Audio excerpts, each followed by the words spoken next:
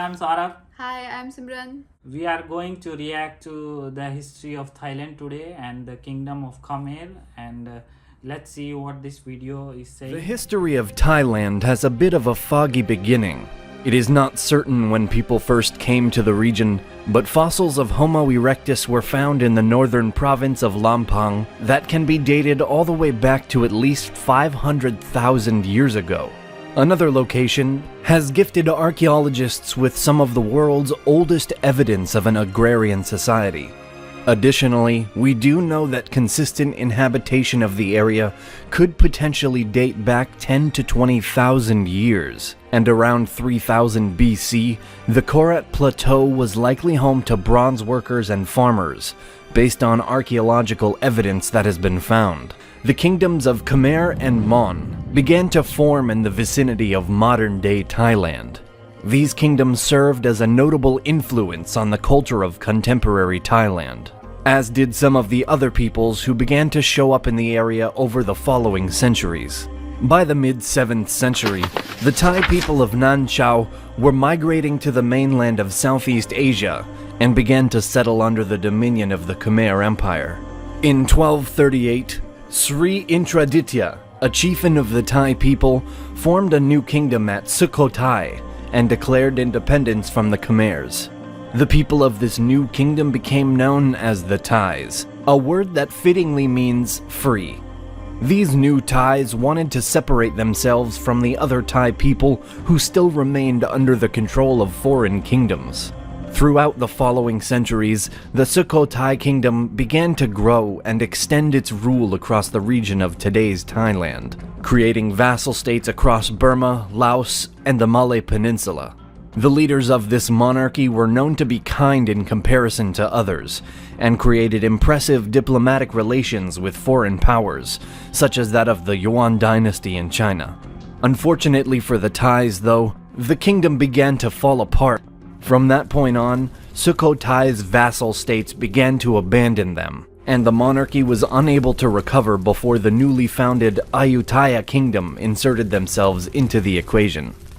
In 1378, the Sukhothais were initially forced to surrender to their opposition.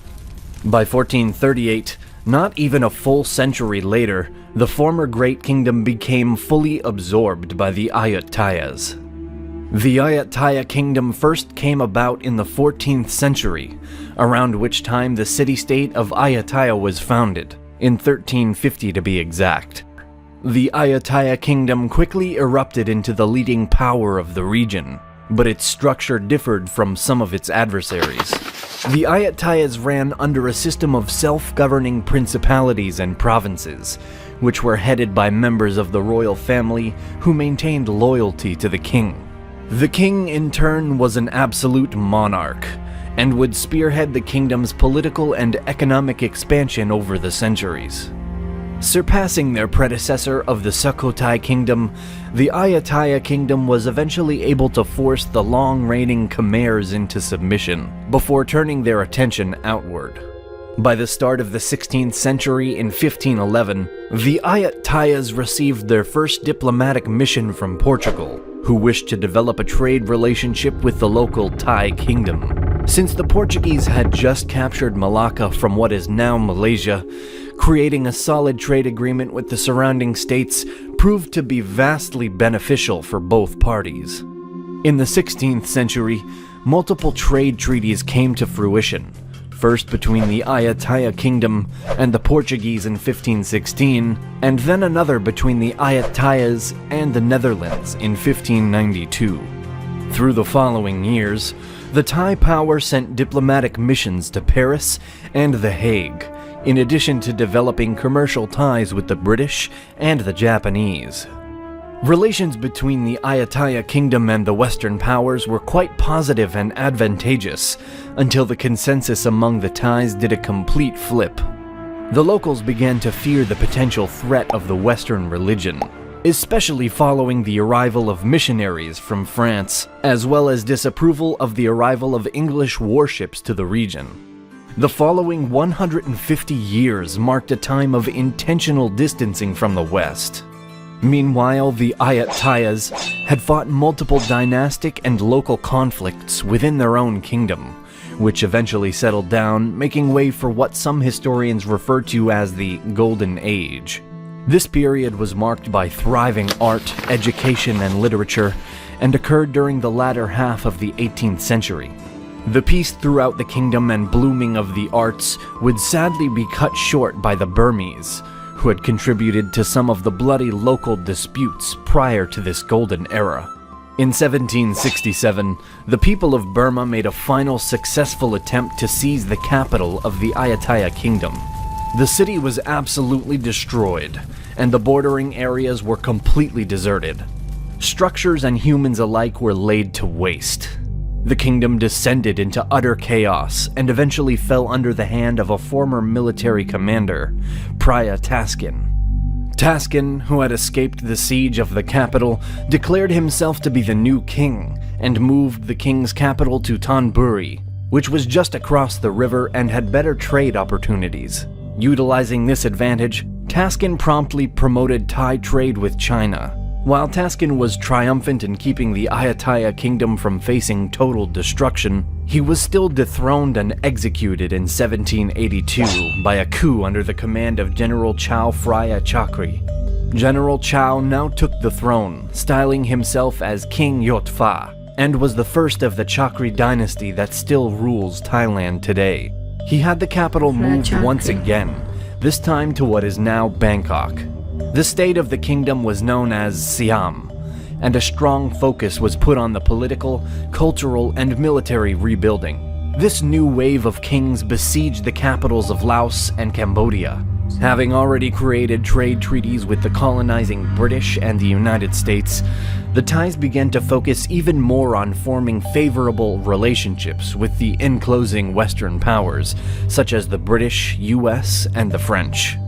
Trade with the West skyrocketed and had a great impact on the Thai economy, now connecting it to the world monetary system. Still, foreign powers urged the current monarch, King Mangku, to create a series of legal and administrative reforms in order to be seen as an equal by the West. The death of King Mangku in 1868 complicated the matter, but the reforms did not come under the reign of Chulalongkorn near the end of the 1800s. The new king abolished slavery and the corvée system, created new European-style schools, formed a police force and standing army, updated the legal system, established a salaried bureaucracy, and essentially overhauled the entire of Siam's outdated policies. The first railway network between Ayutthaya and Bangkok was also opened. All of this was done with extensive advising from the West, most predominantly the British. While some anti-reformists were dissatisfied with the king's decisions, others regarded him as a skilled diplomat who was a genius in avoiding colonization by playing Western nations against each other and using them to his own advantage. Either way, as the British and French pushed their colonial efforts further, Siam was forced to give up some of their territory, such as in Laos and Cambodia, and in the northern Malay in exchange for maintaining independence. Continuing its positive relations with the Western powers, Siam joined the Allies and declared war against Germany in World War I. As a result, at the end of the war, Siam received commending amendments to their treaties with France and Britain, took impounded German ships that would be used in its merchant marine, and was present at the Peace Conference of Versailles in 1919. Siam was also a founding member of the League of Nations. Post-World War I in 1932, a bloodless coup led by a group known as Kana Ratsadon, the People's Party, brought about the end of the absolute monarchy and replaced it with the first constitutional regime. The first parliamentary elections were held in November of 1933. Shortly after, as World War II broke out, the Thai people collaborated with the Japanese, allowing them to pass through to the British-controlled Malay Peninsula and Burma. In January of 1942, the Prime Minister of Thailand agreed to a mutual defense pact with Japan, which included a declaration of war against Britain and the United States. Thankfully for the nation, in the end, the Thai ambassador charged with delivering the declaration to the US government refused to do so. In 1944, the Prime Minister was forced to resign and was subsequently tried for war crimes.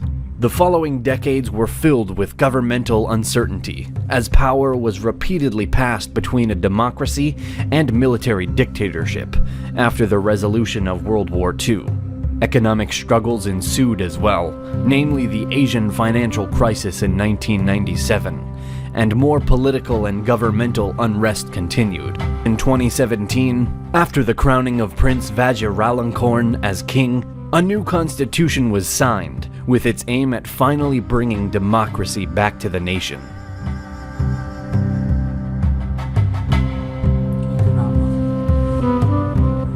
So in World War I, Thailand helped French and Britain against Germany, and in World War II, they helped Japan to pass through from Thailand.